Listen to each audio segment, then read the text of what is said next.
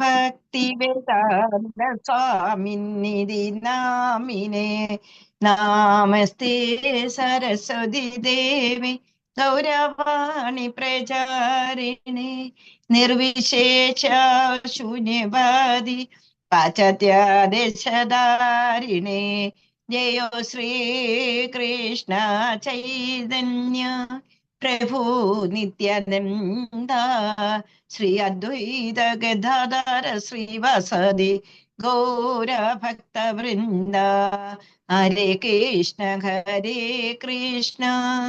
കൃഷ്ണ കൃഷ്ണ ഹരേ ഹരേ ഹരേ രാമ രാമ രാമ ഹരേ ഹരേ ജയോ കൃഷ്ണ ബലരാം ജയോ കൃഷ്ണ ബലരാം ജയോ രാധാ ശ്യാമ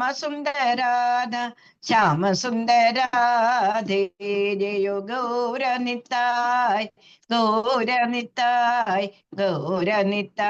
ജയോ ഗൗരനിത്തായ് ജയോ ജയ പ്രഭുപാ ജയോ ജയ ഗുരുദേ ജയോ ജയ പ്രഭുപാദ്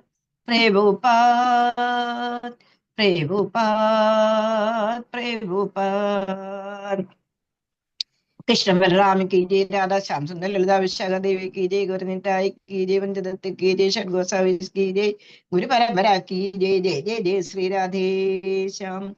ओम अज्ञानतिमिरान्धस्य ज्ञानाञ्जनशलाकया चक्षुरुन्मीलितं येन तस्मै श्रीगुरुवे नमः। तस्मै श्रीगुरुवे नमः। सप्तकाञ्चन गौरांगी राधे वृन्दावनेश्वरी वृषभानुसुते देवी प्रणमामि हरिप्रिये। उग्रं वीर्यं महाविष्णुञ्ज्वलन्तं सर्वतोमुखं नरसिंहं भीषणं भद्रं मृत्युमृत्युं नमाम्यहम्। उग्रं वीर्यं महाविष्णुञ्ज्वलन्तं सर्वतोमुखं नरसिंहं भीषणं भद्रं मृत्युमृत्युं नमाम्यहम्। उग्रं वीर्यं महाविष्णुञ्ज्वलन्तं सर्वतोमुखं नरसिंहं भीषणं भद्रं मृत्युमृत्युं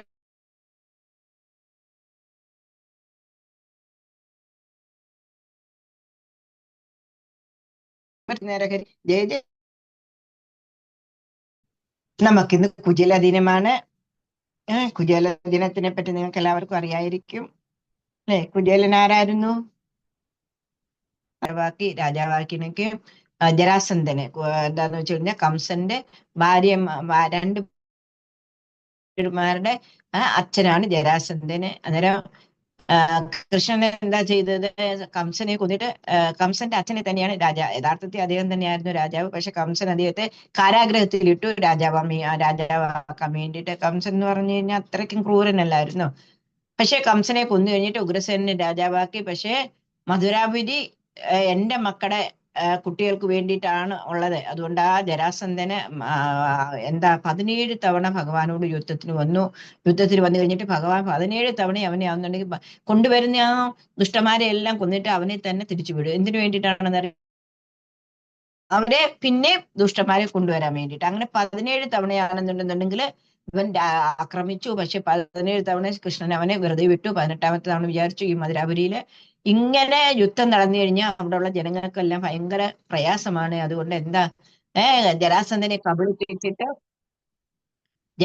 കബളിപ്പിച്ചിട്ടാണെന്നുണ്ടെങ്കിൽ എന്ത് ചെയ്തു? ദ്വാരകാപുരി രാത്രിക്ക് രാത്രി ദ്വാരകാപുരി ഉണ്ടാക്കിയതിനു ശേഷം മധുരാപുരിയിലെ ജനങ്ങളെ എല്ലാം അങ്ങോട്ട് ഷിഫ്റ്റ് ചെയ്തു. അവിടെ വളരെ സന്തോഷമായിട്ട് ഭഗവാൻ കഴിയുന്നു. ഭഗവാനും ബാക്കി എല്ലാ ജതുവംശവും കൂടി കഴിയുന്നു. അങ്ങനെ കഴിഞ്ഞുകൊണ്ടിരുന്ന സമയത്ത് എന്താ മധുരാപുരി വരുന്ന സമയത്ത് വൃന്ദാവനത്തില് ഭഗവാൻ ഇങ്ങനെ കളിച്ച് നടക്കുമല്ലായിരുന്നു. സ്കൂളുമില്ല, കന്നുകാലി ചെറുക്കനെ പോലെ കന്നുകാലികളെ മേയിച്ചിട്ട് എങ്ങനെയാ നടക്കുന്നത്? അങ്ങനെയുള്ള ഗോപാലന്മാരല്ലായിരുന്നു അവര്. അതുകൊണ്ട് വൃന്ദാവനത്തില് ഭഗവാന് സ്കൂളിലേ പോയിട്ടില്ല. സ്കൂളിൽ പോവാതിരുന്നപ്പോ മധുരാപുരി വരുന്ന സമയത്ത് എന്താ, രാജാവായിരുന്ന സമയത്ത് രാജാവിന്റെ മകനാണ്. അതുകൊണ്ട് എന്താ ചെയ്യേണ്ടത്? നേരെ സ്കൂളിൽ വിട്ടു. സ്കൂളിൽ എവിടെയാണ്? ഉജ്ജയിനിലാണ്. ഇപ്പോഴും ആ ആശ്രമങ്ങളും ഒക്കെ ഉണ്ട്. ഭഗവാന്റെ ഗുരുവിന്റെ പേരെന്തായിരുന്നു? ആർക്കെങ്കിലും അറിയാമോ? ഭഗവാന്റെ ഗുരുവിന്റെ പേരെന്താണ്? സന്ദീപനി മഹർഷി. Very good. ഇത് ആരാ പറഞ്ഞേ? Very good. സന്ദീപിനി മഹർഷി. ആരാണ്? രത്ന ജയ്പൂരിന്ന്. ജയ്പൂരിന്റെ ചിരി തന്നെത്താനെ ഉണ്ടല്ലോ. ആശ്രമത്തിൽ പോയിട്ടുണ്ട്. ഉജ്ജയിനിൽ പോയപ്പോ ഞാൻ ആശ്രമത്തിൽ പോയിട്ടുണ്ട്. എന്ത് രസം എപ്പോഴും ആശ്രമം കാണാനല്ലേ, ഭയങ്കര രസമാണെന്നുള്ളത്. ഉജ്ജയിനില് സന്ദീപിനി മഹർഷിയുടെ അടുത്താണെന്നുണ്ടെങ്കിൽ ഭഗവാനെ ബലരാമസ്വാമിയും കൂടെ വിടുന്നു. അങ്ങനെയാണെന്നുണ്ടെന്നുണ്ടെങ്കിൽ അവര് 64 കലകൾ 64 ദിനം കൊണ്ട് അഭ്യസിച്ചെടുത്തു എന്നുള്ളത്. ഭഗവാൻ ഇതൊക്കെ നമ്മളെ കാണിക്കാൻ വേണ്ടിയിട്ട്, അല്ലെങ്കിൽ ഭഗവാൻ എന്താ ഒരു ഗുരുവിന്റെ കീഴിൽ എന്നിട്ട് അഭ്യസിക്കേണ്ട വല്ല ആവശ്യമുണ്ട്? ഭഗവാനിൽ തന്നെയാണ് ഇതെല്ലാം വന്നിരിക്കുന്നത്. പിന്നെ ഭഗവാൻ എന്തിനാണ് ഗുരുവിനെ അക്സെപ്റ്റ് ചെയ്യേണ്ട ആവശ്യം? പക്ഷെ ഭഗവാൻ നമ്മളെ കാണിക്കുവാണ് നമ്മൾ എങ്ങനെയാണ് ജീവിക്കട്ടെ. ശ്രീകൃഷ്ണനിൽ നിന്നിട്ട് നമുക്കെല്ലാം കിട്ടുന്നുള്ളതാ. എങ്ങനെ നമ്മൾ ഈ ലോകത്ത് ജീവിക്കണം, എന്തൊക്കെ ചെയ്യണം, ഏതൊക്കെ ചെയ്യണം എന്നുള്ള എല്ലാ കാര്യങ്ങളും ഭഗവാൻ നമ്മളെ കാണിച്ചു തരുന്നു എന്നുള്ളതാ. അങ്ങനെ അവർ രണ്ടുപേരും കൂടി പോകുന്നു. സന്ദീപിനി മഹർഷിയുടെ ആശ്രമത്തിൽ വേറൊരു ബ്രാഹ്മണ കുമാരൻ ഉണ്ടായിരുന്നു. ബ്രാഹ്മണ കുമാരന്റെ പേരെന്താണെന്ന് പറയാമോ? ആ ബ്രാഹ്മണ കുമാരന്റെ പേരെന്താണെന്ന് പറയാമോ? ആർക്കെങ്കിലും അറിയോ? സുദാമാവ്. സുദാമാവ്. ആരുടെ മൈക്ക് തുറന്നിട്ടില്ലേ? ചോദിക്കുന്ന സമയത്തെങ്കിലും ഉത്തരം പറയൂ. സുദാമാവ്. മാതാജി.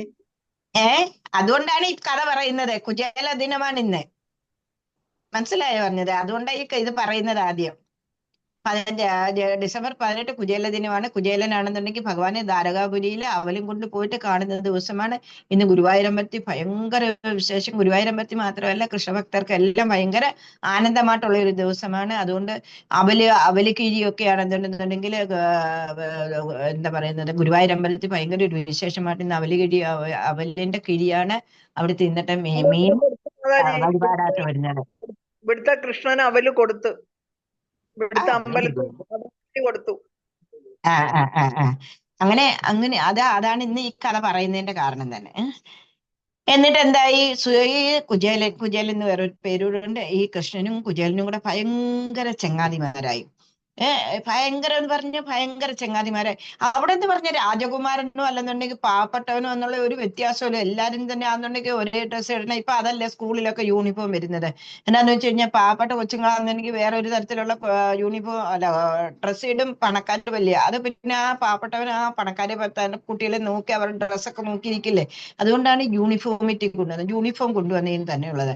എന്നിട്ട് അത് ഗുരുകുലത്തിന്റെ ആ ഒരു ഇതിലാണ് എനിക്ക് തോന്നുന്നത് അങ്ങനെ വന്നത്. അതൊരു നല്ല കാര്യം തന്നെ. എന്നിട്ട് അവിടെ ചെന്ന് കഴിഞ്ഞാലും എല്ലാരും എല്ലാ ജോലിയും ചെയ്യണം. ആർക്കും ഇന്ന ജോലി ചെയ്യണ്ട, ഇവൻ രാജകുമാരനാണ് അതുകൊണ്ട് ഇവൻ ഇന്ന ഒരു ജോലിയും ചെയ്യാതെ എല്ലാം അങ്ങനെ കൊടുക്കില്ല. എല്ലാ അവിടെ ചെന്ന് കഴിഞ്ഞാൽ എല്ലാവരും ഒരേപോലെയാണ്. ജീവിതത്തിന്റെ ഏതൊക്കെ തുറകളിൽ എന്തൊക്കെ ചെയ്യണം, എങ്ങനെയൊക്കെ ജീവിക്കണം എന്നുള്ളത് എല്ലാം അവര് ഈ ഗുരുകുലത്തിൽ നിന്ന് പഠിപ്പിച്ചു കൊടുക്കും എന്നുള്ളത്. ഇപ്പോഴും ഉണ്ട്, ഇസ്കോണിന്റെ ഒക്കെ ഗുരുകുലം ഉണ്ട് ഒരുപാട്. അങ്ങനെ എല്ലാം പഠിപ്പിച്ചു. എല്ലാം അവിടെ ബോർഡിങ് സ്കൂളിൽ തന്നെ എങ്ങനെയാ, വെറും ചെറിയ കൊച്ചുങ്ങളായാലും എന്താ അവനവന്റെ തുണികളൊക്കെ അവനും തന്നെ വരുള്ളൂ. ഇവിടെ ആണെന്നുണ്ടെങ്കിൽ 10ാം ക്ലാസ്സിലായി കഴിഞ്ഞാലും അമ്മമാര് വാരി കൊടുത്തോണ്ടിരിക്കുക. എന്താ ചെയ്യുന്നത്? ആ ലാഡ്പ്യാർ എന്താ അമിത ലാളന കുട്ടികളെ വഷളാക്കും എന്നുള്ളത് 100% ഉറപ്പാ. അത് മാത്രമല്ല അവരെ ഒന്നും അല്ലാതെ ആക്കിക്കളയുക. ആ കൊച്ചുങ്ങളാണെന്നുണ്ടെന്നുണ്ടെങ്കിൽ ഇപ്പോഴും അമ്മമാര് വാരി കൊടുക്കുന്ന അമ്മമാർ എങ്ങനെയാ ആ കുട്ടിക്ക് തന്നെ ഇപ്പം അവർക്ക് വേറെ ദേശങ്ങളിലൊക്കെ പോയി പഠിക്കേണ്ടതായിട്ട് വരും. ഈ അമ്മ അല്ലെങ്കിൽ അച്ഛനെ കൂടെ പോവോ? ഇല്ലല്ലോ. അവരുടെ തുണി കഴുകി അവരുടെ ആഹാരം തന്നെ പാചകം ചെയ്ത് എന്തെങ്കിലുമൊക്കെ അമ്മയെ സഹായിച്ചു അങ്ങനെയൊക്കെ പാത്രങ്ങളൊക്കെ കഴുകാൻ കൊടുക്കുവോ, മിറ്റം അടിക്കാൻ കൊടുക്കും. പെൺപിള്ളേർക്ക് അങ്ങനെയൊക്കെ പെൺപിള്ളേരായാലും ആൺപിള്ളേരായാലും എല്ലാ കാര്യവും എല്ലാവരും ചെയ്തിരിക്കണം. പണ്ടത്തെ കാലമൊന്നും അല്ല ഇപ്പൊ. എല്ലാം എല്ലാവർക്കും അറിഞ്ഞിരിക്കണം. ഗുരുകുലത്തിലെ ആ വാസം കൊണ്ടുണ്ടല്ലോ എല്ലാം അവരെ പഠിപ്പിച്ചു വിടും എന്നുള്ളതാണ്. ഈവനാണെന്നുണ്ടെന്നുണ്ടെങ്കിൽ ഗുരുമാത എന്തൊക്കെ പറയുന്നു എന്ന് വെച്ച് കഴിഞ്ഞാൽ അതെല്ലാം അവർ ചെയ്തു കൊടുക്കണം. പിന്നെ ഭിക്ഷ യാചിച്ചിട്ട് വേണം അന്ന് പറഞ്ഞു കഴിഞ്ഞാൽ ഈ ആശ്രമത്തിന് മുന്നോട്ട് കൊണ്ടുപോകണ്ടേ. അതിനാണെന്നുണ്ടെങ്കിൽ കുട്ടികളെ ഭിക്ഷ യാചിക്കാൻ വേണ്ടിയിട്ട് വിടും. എന്നിട്ട് ഭിക്ഷ നിന്നിട്ട് കിട്ടുന്ന അത് വെച്ചിട്ടാണ് ഇവർക്ക് എല്ലാവർക്കും പാചകം ചെയ്തിട്ടൊക്കെ കൊടുക്കുന്നത്. അങ്ങനെയൊക്കെ കുറെ കാര്യങ്ങളുണ്ട്. നമുക്ക് ഭഗവാൻ അല്ലെന്നുണ്ടെങ്കിൽ ഒരു രാജകുമാരനാണ്, ഭഗവാനാണെന്നൊന്നും അറിയില്ലല്ലോ. രാജകുമാരനാണ്, അതുകൊണ്ട് ഈ കുട്ടി അങ്ങനെ ചെയ്യേണ്ട ഈ കുട്ടി അങ്ങനെ ചെയ്യേണ്ടതൊന്നും അവിടെ യാതൊരു കൺസിഡറേഷനും ഇല്ല. കുചേലനും കൃഷ്ണനും കൂടി ഏറ്റവും വലിയ ഫ്രണ്ട്സായി. ഭഗവാന്റെ ഇവരാണെന്നുണ്ടെങ്കിൽ ഒരു കഥയുണ്ട്. വിറക് വേണ്ടിയിട്ട് ആണെന്നുണ്ടെങ്കിൽ ഗുരുമാത കൃഷ്ണനെ കുചേലനെയും കൂടെ വിടുന്നു. കുചേലനെയും കൂടെ വിട്ടിട്ടാണെന്നുണ്ടെങ്കിൽ ഇവര് വിറകൊക്കെ ശേഖരിച്ച് ഇങ്ങനെ വരുന്ന സമയത്ത് ഭയങ്കര മഴയായി. അതായത് ഇവര് പോകുന്ന സമയത്താണെന്നുണ്ടെങ്കിൽ എന്താ, കുറെ കടല പുഴുങ്ങിയിട്ട് ഒരു കെട്ടിലാക്കിയിട്ട് കുചേലന്റെ കയ്യിൽ കൊടുത്തു. കുചേലന്റെ കയ്യിൽ കൊടുത്തിട്ടാണെന്നുണ്ടെങ്കിൽ പറഞ്ഞു, നിങ്ങൾ രണ്ടുപേരൂടെ കഴിച്ചോടെന്ന് പറഞ്ഞാൽ ഗുരുമാതാവ് കുചേലന്റെ കയ്യിലാണ് പൊതിക്കിട്ട് കൊടുക്കുന്നത്. എന്നിട്ട് രണ്ടുപേരും കൂടെ എന്നുണ്ടെങ്കിൽ കാനനത്തിൽ പോയി അവിടൊക്കെ ആ സ്ഥലമൊക്കെ ഞങ്ങൾ പോയി കണ്ടു എന്നുള്ളത്. ഇങ്ങനെ ഭയങ്കര, അന്നൊക്കെ എന്ന് പറഞ്ഞാൽ എന്തോ ഒരു ഘോരമായിട്ടുള്ള വനമായിരിക്കും. പക്ഷെ ഇപ്പൊ ഒക്കെ കുറച്ചൊക്കെ വനമാണ്, എന്നാലും കുറെയൊക്കെ വെട്ടിത്തെളിച്ചിട്ടുമൊക്കെ ഉണ്ട്. എന്നിട്ട് അവരെന്ത് ചെയ്തു, രണ്ടാളും കൂടി വിറകൊക്കെ പറക്കിയൊക്കെ എല്ലാ കാര്യങ്ങളും ചെയ്ത് വൈകുന്നേരം ആയപ്പോഴത്തേക്കൊണ്ട് ഭയങ്കര ഘോരമായിട്ടുള്ള മഴ പെയ്യുന്നു. ഇവർ കാട്ടിലകപ്പെട്ടു പോയി. എന്നിട്ടാണെന്നുണ്ടെങ്കിൽ വന്യമൃഗങ്ങളുടെ ഘോര ഗർജനം. ഈ കൊച്ചുങ്ങളല്ലേ, ഇവർ രണ്ടുപേരും പേടിച്ചിട്ടാണെന്നുണ്ടെങ്കിൽ ഒരു മരത്തിന്റെ മുകളിൽ കയറിയിരുന്നു. ആ മരം, ഞങ്ങൾ പോയ സമയത്ത് ആ മരവും ഞങ്ങളെ അതിന്റെ ഗൈഡ് കാണിച്ചു തന്നു എന്നുള്ളതായിരുന്നു. മരത്തിന്റെ മുകളിൽ കയറിയിരുന്നിട്ട് താഴെ പിന്നെ ടൈഗറോ സിംഹോ ഏതാണ്ട് വന്നിട്ട് ഇവരെ ഗർജിച്ചിട്ടൊക്കെ തിരിച്ചു പോയി. പക്ഷെ എന്താ, കുറച്ച് സമയം കഴിഞ്ഞപ്പോ കുചേലന് വിശന്നു. കുചേലൻ എന്ത് ചെയ്തെന്നറിയാമോ, ആ കിഴിക്കെട്ട് കൊടുത്തില്ലേ, ആ കിഴിക്കെട്ടാണെന്നുണ്ടെന്നുണ്ടെങ്കിൽ കുചേലൻ തന്നെ ഭക്ഷിച്ചു എന്നുള്ളതാ. അന്നേ ഭഗവാന് മനസ്സിൽ വിചാരിച്ചു, നിന്നിൽ നിന്ന് ഇത് ഞാൻ വാങ്ങിക്കൊള്ളാമെന്നുള്ളത്.